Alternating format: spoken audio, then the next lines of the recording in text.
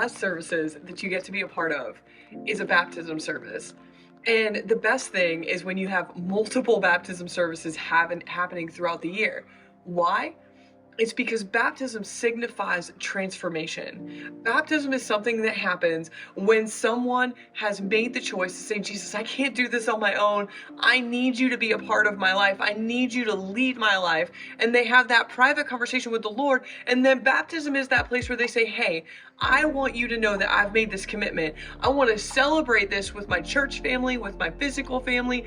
And with that, I want my family to hold me accountable, to walk on the path that I have chosen and have committed to and surrendered my life to.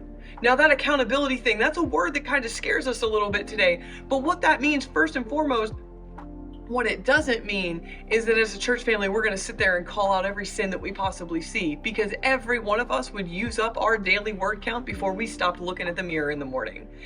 What it's called to do is to operate in scripture out of Hebrews, where it says, let us not give up meeting together as some are in the habit of doing, but let us encourage one another all the more as we see the day approaching. See the day approaching is that return of Christ. And so often Christians get to that place and they're like, I can't wait for him to come home. I can't wait for him to take me back. This world has gone to pot in a handbasket. Everything is falling apart. Who let this person in office? What are these people doing? And we have this spirit of complaining of the state in which our culture is.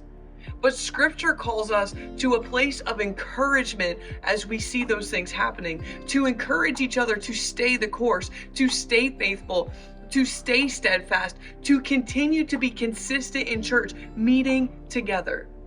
There is something powerful and beautiful that happens when you get to worship with other believers.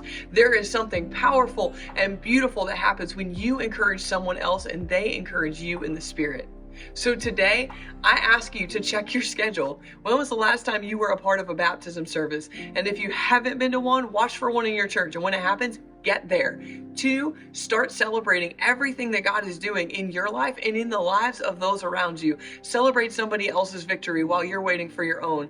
As you encourage one another, all the more as we see the day approaching, we will transform the culture of the world we live in when we walk out and live out the scripture from Hebrews.